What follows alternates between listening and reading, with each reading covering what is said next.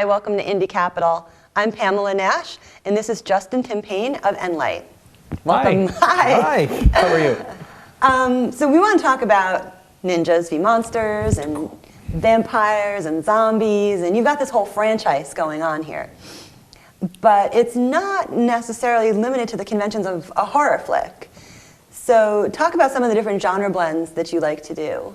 Well, when we started, I'm a big fan of horror, and I started out working with Joe Ripple and Don Dohler, the late Don Dohler, with Time Warp Films up in Baltimore. And Don, of course, is the guy who started off J.J. Abrams' career and did a bunch of, basically started the micro-budget indie film stuff in this area. And I had done a bunch of horror films with them, and I wrote the music for them, and I enjoyed the process, even more than I enjoyed watching horror. I enjoyed the process of making it because there's blood and it's funny and it's, you know, you throw stuff around. And so when we decided to approach, we knew that in terms of putting out an indie film, you either go the art route or you go the horror route. So we went the horror route, and my very good friend Daniel Ross and I stepped into a Blockbuster Video for about an hour and whatever that used to be, and walked around and looked for the movie that like wasn't there. And we walked out an hour later. We said, well, you have ninjas and you have zombies, and sure, yeah, let's do that. And so that's sort of where it came from.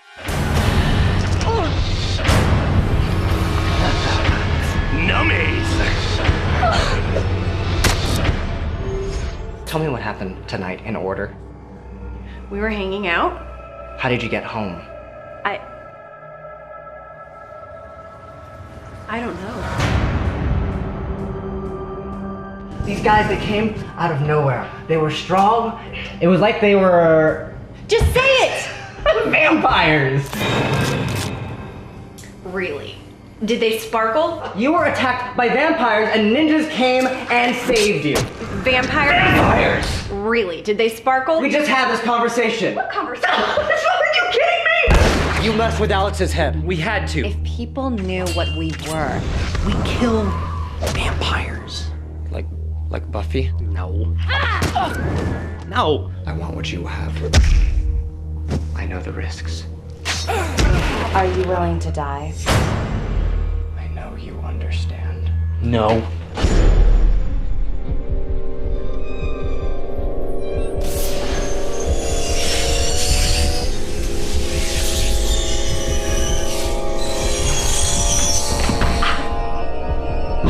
It is done.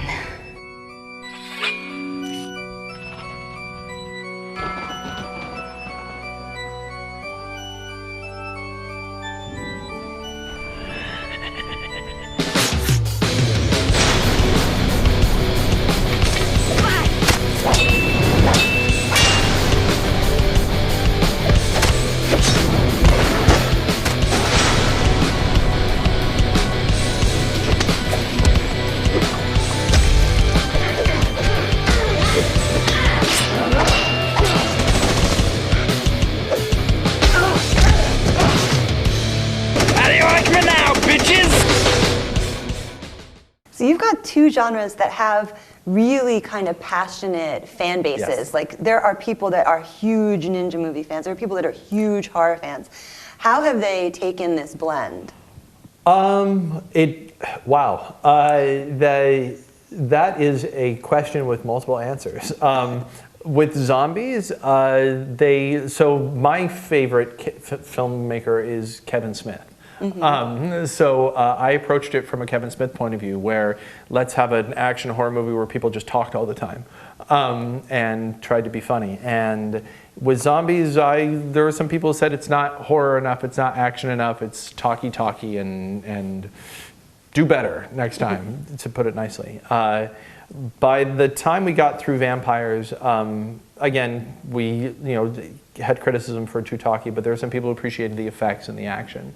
I have found after doing monsters, we had people come up to us and go, how many million did you spend on that? Well, how did you, like the people really felt with monsters that we knocked it out of the park, both in terms of the action, which is, it's a relentless film that just goes in your face all the time, from a minute and a half into the film till the hour and a half mark, there's probably 50 to 60 minutes of just nonstop action.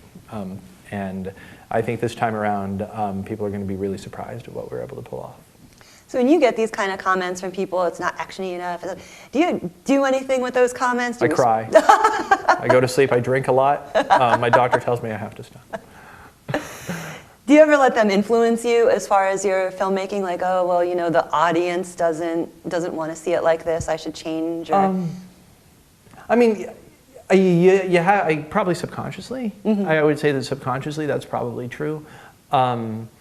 The flip side of it is that when you're on set, you're always doing your best. I mean, you're always trying as hard as you can to do what you want to do, and you want to make it as brutal, as hard, as fast, as exciting as you can. Especially when we're a micro-budget film. You know, we look like $1 million. People are surprised to find out, but it's out there. Monsters cost $17,000 to make. So when you're at $17,000, yes, you are keeping in mind what people say, but it's often just like, let's get the shot before the sun goes down. Do you have any, like, what are some advice that you could give to filmmakers to up their production values, to make their low-budget films look more high-budget? That's a really good question. I'd say it all starts with casting and putting your crew together.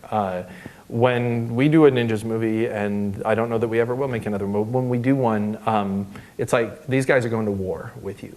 They're your team going in with you, and you're going to be stuck with them. And as much as I would say, I'm going to flip it around also for advice to actors. Okay.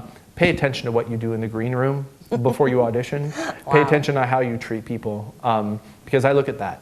I look at, like, who's going to be there, who's going to stay for 3 extra hours if I ask them to and not complain with a smile on their face, who's going to give it 110% all the time, and those are the people I bring with me. So it's in terms of making $17,000 look like $1 million, it's you have a crew who's willing to eat pizza every day, or a crew that's willing to bring their food from home and cook it for everybody, or we had an amazing caterer who did it at cost. Her name's Mandy Shalemi, and she did it at cost for most of the film. And that finding people who are willing to do that for love of the project it's the love, I guess, that does it. And you have these big, time-consuming, elaborate, action-intensive projects, but you are also a family man. Yes. And something that male filmmakers don't get asked a lot, but women filmmakers get asked all the time. How do you balance the home life and devotion to your family with the time-sucking commitments of making a film like this? Well, the sad answer is that sometimes you don't. The sad answer is that sometimes your wife looks at you, your very incredibly patient, amazing wife looks at you and says, you're editing till 8 in the morning, which I did. I'll be candid. I did last night. Where you say I'm going to be in bed by 3, and she gets up with the kids at 8, and you're still sitting at a computer. So sometimes you don't. But I find that when I don't have the quantity of time, and I usually try and separate the films by 2 years. This year, as we'll talk about later, I didn't decide to do another film the very next year, so I'm in trouble. But finding quality time, take the kids. Don't just come home for dinner. Take the kids out to dinner. Don't just sit at home with the kids. Take them out to a movie. Make sure that you find. I took my son to New York for 2 days, just on a whim. Like at dinner time, we said, "Hey, let's go to New York." And my wife was like, "Okay, I'll keep the baby here." And I was like, "Yeah." And I just took my 6-year-old to New York for 2 days. And it's finding time to be spontaneous and create memories. So we want to talk a little bit about your current project, Trekoff, which began with a podcast. So tell us about your podcast first. Well, we started a podcasting network at first. It was the Endlight Podcast Network, and then we changed the name to Geeks Radio, and we had 5 podcasts concurrently running all at one time. That's my primary form of entertainment, is I listen to podcasts. And I like Star Trek, and I have a friend who likes Star Trek, and she has a horrendously dirty mouth. And so I was like, hey, let's do a show where we can be filthy about Star Trek. And so we did a show, and we did a bunch of other shows. We have one show running concurrently now. My friend Phil Stamper does a Doctor Who show. It's all what geeks like to listen to. But we were doing the Trekoff show, And I was at the same time watching, I have a baby, so a lot of the times I'm sitting at home with the baby, but I have to like have something on TV so I don't go crazy. There was, I switched back and forth between geek documentaries and comedy shows. And I was like, what if you put these two together? I'll bet you could put that out. And I've already got the talent in place. It's us doing our show, and I know some people in the geek community and who might be interested in participating. And we had a late night conversation fueled by vanilla vodka, whipped cream vodka, and said, hey, let's turn it into a movie. The following may contain spoilers and naughty language, so viewer discretion is advised. Once there was a podcast that took Trek and made it so hilarious, so raunchy, so potty-mouthed, that they had to make it into a movie? Wait, what? Meet Justin. I mean, really, if you look at the Enterprise, doesn't it look like a with two p***s on the end? And Alexia. They have a podcast. Welcome to Trekoff. My name is Justin. And my name's Alexia. And this is their movie. You have double of all your organs? Yes. Hot. Do you rock out with your Spock out? We are getting ready for the Star Trek Burlesque show. Should be fun. I'm the one who developed the Klingon language. I actually have a restraining order out on Dominic. Dominic! You hear that? It's really the handsome Yakko Warner. Could you ever consider yourself being married to a cartoon? Think about it. Okay, human beings' blood is red, and dudes' it's like a whitish, clearish fluid. That means if you're Vulcan, if your blood is green, like a bluish hue to the Trekoff. Foul-mouthed. Funumentary. The human sexual practice tend to be boring and repetitious. Have you ever seen the Klingon love rituals? No, tell me about them. They are neither boring nor repetitious.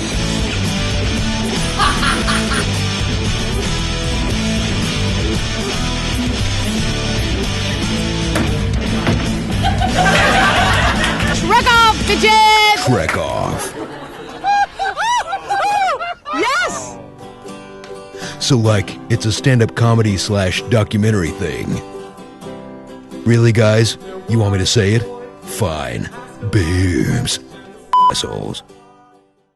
So here's what I find so incredible. I mean, besides the fact that it's pretty remarkable content-wise, especially all the different tricks you have up your sleeve as far as how it's going to be not a typical documentary.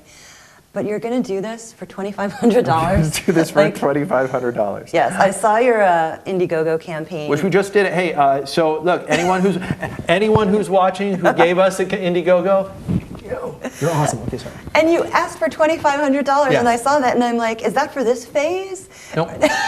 No, we're not doing a sizzle reel. We're doing the real film. Well, okay, so we did a Kickstarter campaign for Ninjas vs. Monsters, and like I said, we know how to pinch pennies. We know how to make 70,000 look like $1 million. Well, we still have the equipment. So I mean, what do we need? We need hotel rooms and craft services, and and that's so that was part of the idea. Is what can we do? As the whole idea is, let's do a stress-free, small production, have it be fun, and people who are watching will have the fun with us. So I mean, we will probably be able to stretch $2,500 to maybe even have a pizza once or twice. So this isn't really so much of a $2,500 film as like a $2,500 road trip with your friends. Yeah, except that my friends are incredibly talented, much more so than I, funny people to be around, and if they can entertain me for years and years, they can entertain an audience for 90 minutes, especially on this subject, because they know what they're talking about. Well, we are very much looking forward to seeing how it comes out.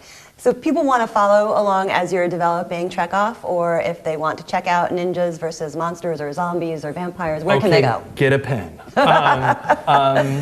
Azure Press is putting out the Ninjas versus comic book, and you can get that at comic book stores or or online. So look up Azure Press for that. Geeksradio.com is the podcast network. Hundreds of hours of free entertainment there. And we're on Facebook and we're on Twitter and we're kind of everywhere. But if you want to go to one place, endlightentertainment.com will bounce you to wherever else that you need to go. Well, thank you very much. Thank you for coming in today. This is fun. It was. Yeah. For IndieCapitol, I'm Pamela Nash, and this was... I can't do it. Why can't I ever wrap up? For IndieCapitol, I'm Pamela Nash, and this is Justin Timpane. Thanks for watching.